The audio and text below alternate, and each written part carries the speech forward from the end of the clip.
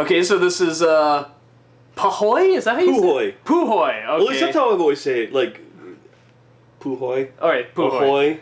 So, Puhoy. okay, wait. Got me, Jason, and Pillow Jory.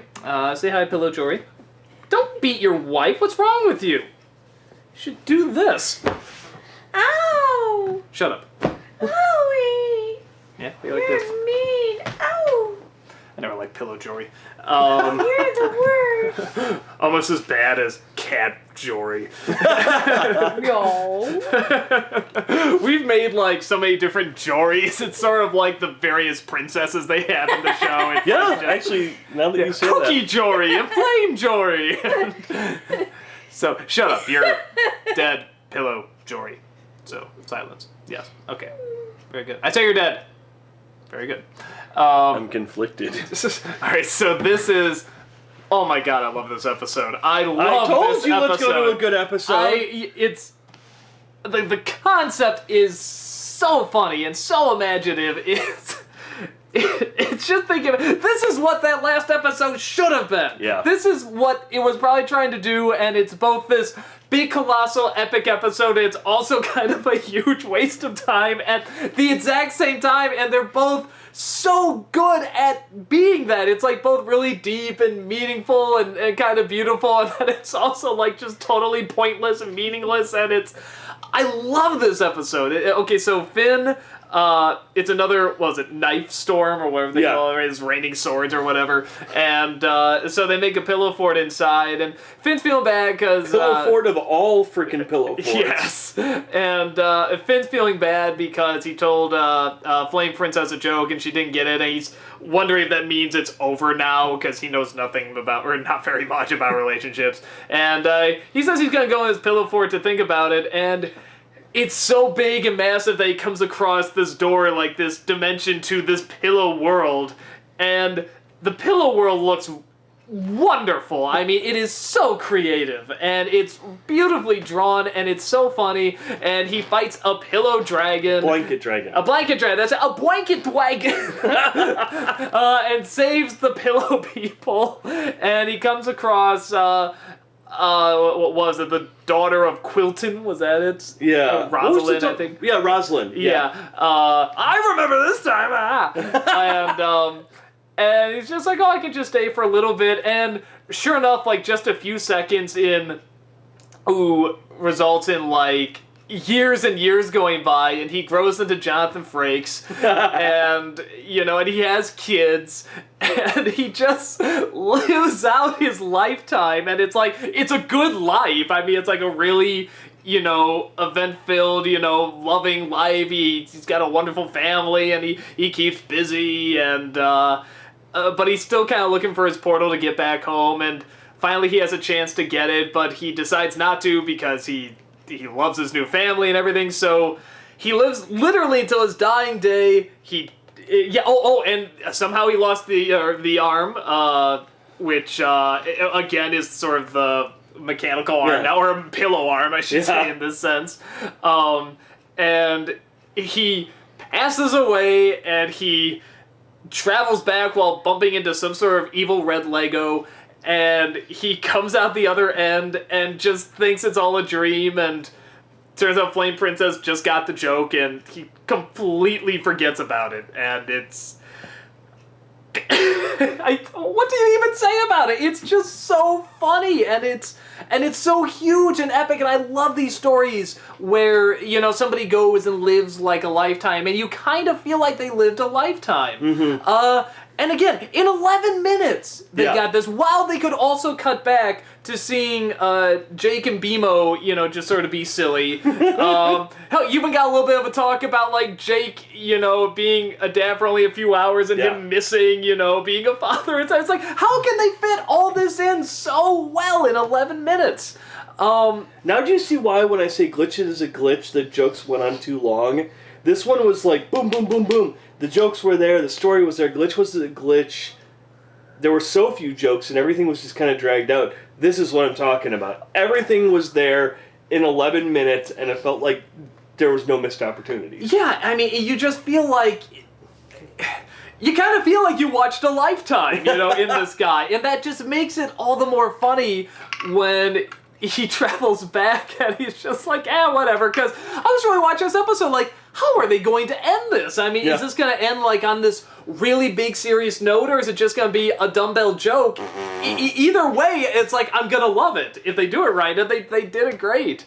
And it's fitting that they got Jonathan Frakes as grown-up Finn, because I think there was like a Star Trek episode where Patrick Stewart, the exact same thing happens. Like, he travels to a different world where he lives a lifetime, pretty much. And then and he ends up dying there, and it turns out it was all a probe to put in his mind of this dying civilization so that they can live on and somebody can know about their civilization because they're now extinct. And then he wakes up.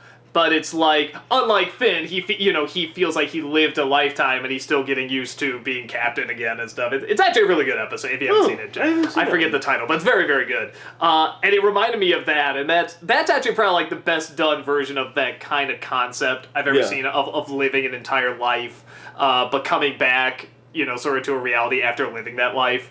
And yeah, it's just, but I love this ending with just, what was it? Huh? The dream? I mean, it's just great. So, I loved it. Well, how about you?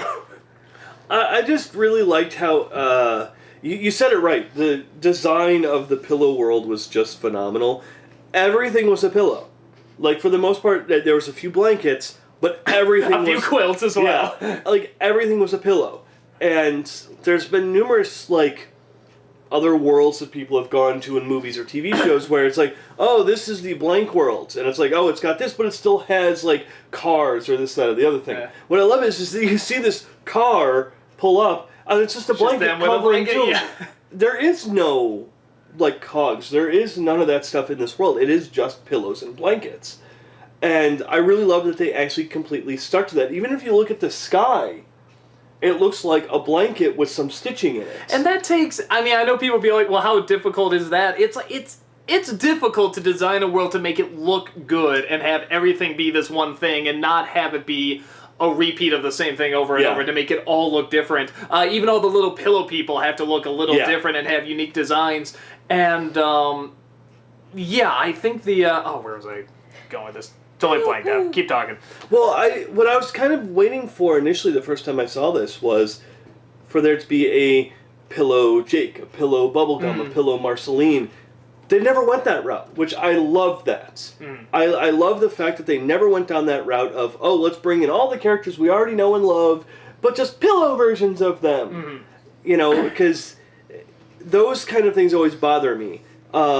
Like, a good example is when someone says, oh, I never wish I was alive, and then you saw the world where they would be if they were never alive. It's a wonderful life. But it's one of those things where it's like, yeah, but some of these characters never would have met the other person if it wasn't for you, so they wouldn't have any connection anyways, but you can't break up that connection you've already made, like Futurama did it. Where if he never went to the past, what would happen? And it shows, like, this dimensional rift, and you see Leela, Bender, and Farnsworth, and it's like, none of those would have met each other if it wasn't for Fry. Fry made Leela who she is, and Bender who he is, and they met because Farnsworth because of him. It's like, so no, you're not following it. What I love in this is that it's none of that stuff. They don't try to cram in these characters that never would have met each other or anything like that. It's a whole new world, which I think most shows kind of forget. Well, and it's first of all, I love the fact that they can. We've heard a lot of puns, like, whatever, in the Flintstones, or was that Romeo and Juliet or something? I heard there's nothing but, like, bad gnome puns throughout the whole thing. But by God, every time they say, it's the Pillow Necronomicon, or the Blanket Dwagon, it's like every time they say, he tries to try our pillow food. It's a pillow. Yes. Thank the pillow. They deliver it just right, and they know just the right amount to give before it gets tiring. And or they know how about, pillows and blankets are for sleeping. And she goes, same here, silly, as she's slowly winking. Like, it's nice that they have that joke in there, that little... I didn't even catch that, you're right. And his face gets his cheeks get all red. No, you're right. Or the bird poop. Yeah, with the pillowcase or whatever. No, they just poop. Real poop. But yeah, you were talking about like how so many of these shows, when they create an alternate world, yeah, it's sort of like just a parallel universe where everything kind of looks the same, whatever. And I'm thinking to the show, it's like, yeah, by God, I mean, even the worlds in Ooh or different dimensions or just something in a pillow for it, I mean, the time and effort that just goes in these worlds, and they all have very unique identities and designs, and so much effort is put into them, and they just all look so fantastic. Except for a glitch is a glitch. Because if you look at the Nightosphere, if you look at the Crystal Dimension, if you look at even where Prismo lives, like just that cube, like even all of that stuff, like they're all incredibly unique. Yeah. They don't try to toss in like, oh look, we have, this here that's also in this world. They're all entirely unique, and this is another one where it's like, yeah, that's why I was actually like, can we get to a good one? Because I knew Puhoy was it's one of my favorite episodes. I think it's one of mine too. It just sort of has like everything in it, and it doesn't amount to a very serious ending, but it's still...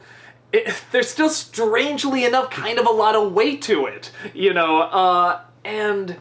Especially considering their pillows. Yeah, well, Sorry. But... No!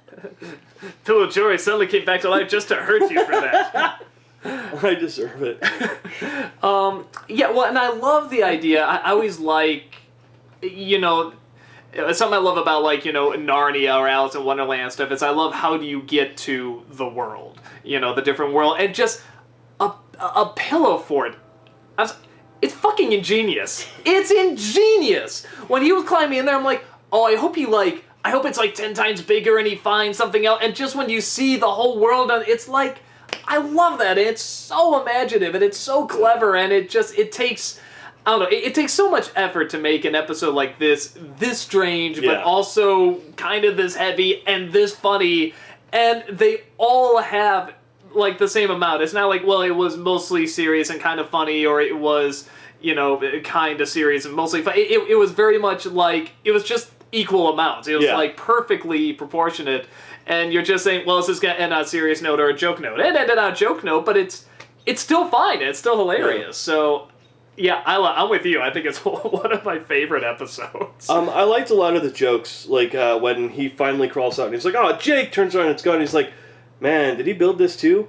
He really needs to get some other girlfriends or something. Yeah. That, or when adult Finn is cutting down the tree and it falls and lands on the cow or horse and just bounces and he goes over and it's like, oh, blah, blah, blah, punt.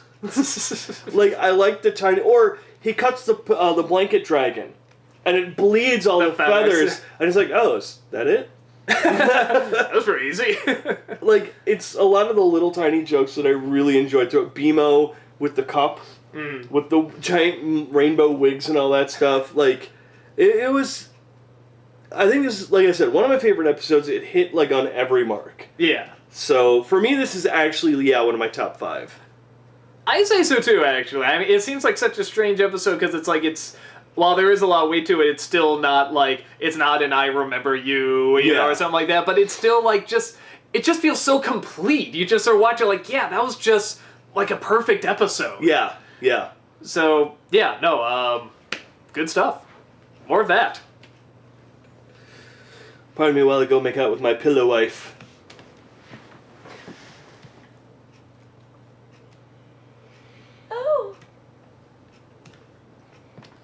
Oh, share her, come on. No, hey, dude!